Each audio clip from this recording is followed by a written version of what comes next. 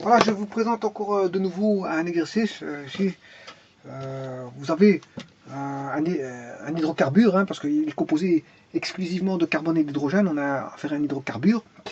En plus de ça, c'est un hydrocarbure. Vous pouvez maintenant le constater. Vous commencez à voir comment ça va les structures. On a affaire à un alcane. Bon, est-ce que cet alcane est bon? Ben oui. Pourquoi je peux dire qu'il est bon? Parce qu'en bout de chaîne, on a toujours du CH3, CH3, CH3, CH3, CH3. Voilà. Que les chaînes intermédiaires, c'est toujours du CH2. Là, j'ai du CH2. Par contre, quand il y a des ramifications, ben, on aura du CH. Et on a ici deux ramifications. Donc le compte est bon. Il n'y a pas besoin de contrôler la tétravalence. Donc ce que je peux dire par là, c'est qu'on aura du C1, 2, 3, 4, 5, 6, 7. On a du C7, H, 7 x 2, 14, plus 2, 16. D'ailleurs, regardez bien, 3, 6, 9, 12, 13, 14, 15, 16. Voilà, C7, 16. 7 x 2, 14 plus 16. Donc, bon, le C7, 16, bon, c'est ce qu'on appelle, s'il était normalement constitué, c'est-à-dire comme ceci, CH3, CH2, CH3, avec une 2, là on en aurait 5, puisque j'en ai deux en extrémité. Voilà. Là, si j'avais ceci, ben, j'aurais du, on a bien du C7H16. Voilà, mais ça c'est un isomère de structure. C'est un isomère de structure de celui-ci. Parce que ça c'est de l'heptane. Normal, c'est l'heptane normal. L'heptane, le N-heptane, ou le leptane normal. Bon, on a 1, 2, plus 5, 2 plus 5, ça fait 7. On a bien 7 carbone. 3, 6, 5 x 2, 10, plus 6, ça fait 7. 5 x 2, 10, plus 6, ça fait 16 hydrogène. Bon, donc ça c'est l'heptane normal, mais ça c'est un isomère de structure. C'est un isomère de structure. Voilà, un isomère de structure, une isomérie plane. On a affaire à une isomérie plane. Et ça c'est ce qu'on appelle la formule semi-développée, hein, plane, dans le plan. Voilà, bah, il suffit de donner un nom à ça.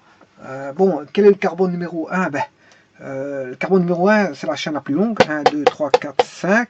C'est sûrement pas celle-ci. 1, 2, 3. Sûrement pas celle-là. 1, 2, 3, 4, 5. Ça pourrait être celle-là. Voilà, ça pourrait être celle-là. 1, 2, 3, 4, 5. 1, 2, 3, 4, 5. Donc, la chaîne la plus longue, il y en a de deux formes. Regardez bien. Je vais le mettre en rouge. 1, 2, 3, 4, 5. Mais c'est vrai que le carbone numéro 1 doit être le plus proche d'une ramification. Et si je mets le carbone numéro 1, ben là, pour aller à une ramification, j'ai que deux carbones à. Voilà, deux carbones. Bon, maintenant, donc cette numérotation là est valable pour l'IUPAC. Voilà, si je veux en faire une seconde de numérotation, 1, 2, 3, 4, 5, elle est valable aussi parce que le carbone 1 se retrouve à 1, 2, comme ici, 1, 2, à une distance de 2. Il y a deux carbones pour arriver à la ramification. Donc, que je prenne 1, 2, 3, 4, 5, 1, 2, 3, 4, 5, c'est bon.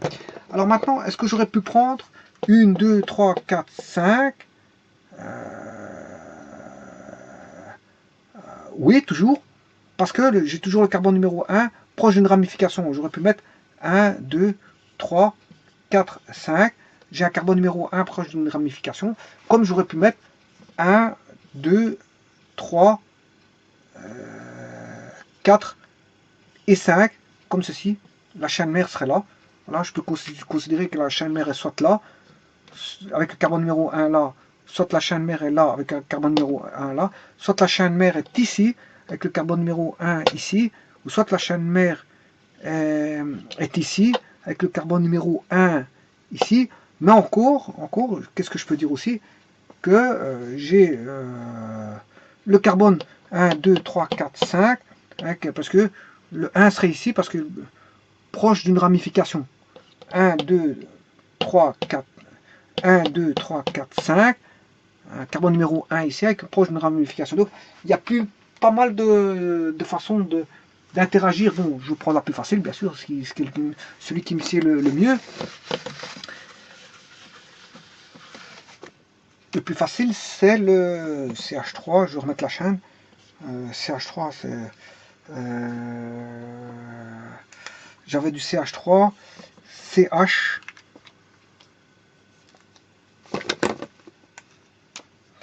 CH3, CH, avec ici du CH3.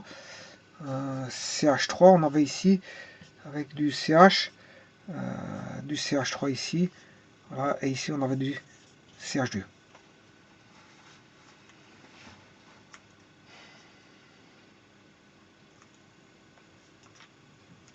Bon, mais cette chaîne-là, on voit bien qu'elle est symétrique. Hein. Elle est symétrique. Bon, je vais choisir le carbone numéro 1 là, 1, 2, elle est symétrique ici. Il y a un axe de symétrie. Voilà, bon, on peut se replier sur elle-même.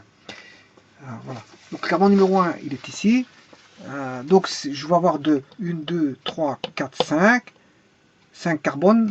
1, 2, 3, 4, 5. On a 2, 5, c'est du pentane. Pentane. Voilà. Et j'ai 2 méthyl.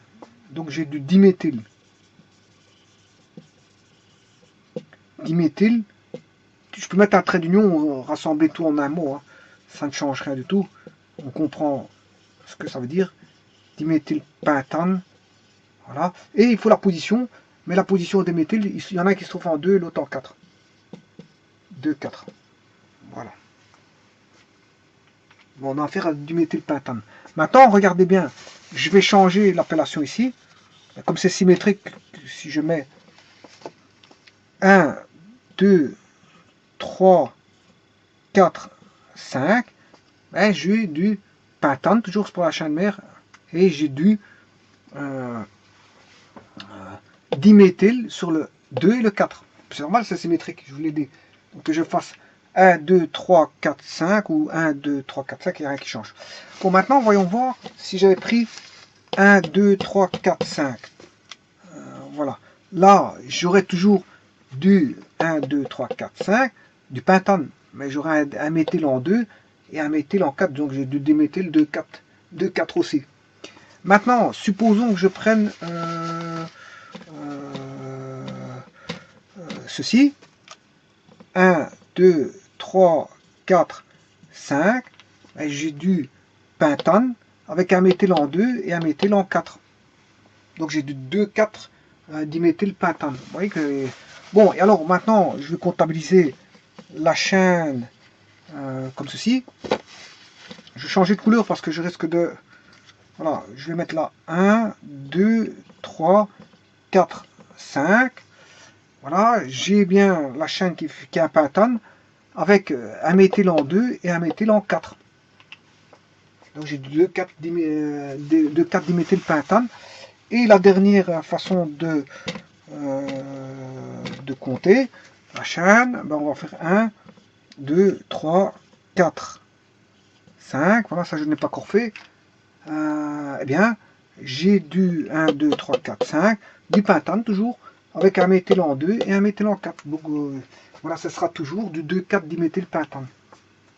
Donc quelle que soit la valeur que vous allez prendre, vous allez avoir du 2, 4 diméthylpentane. Voilà, je vous remercie.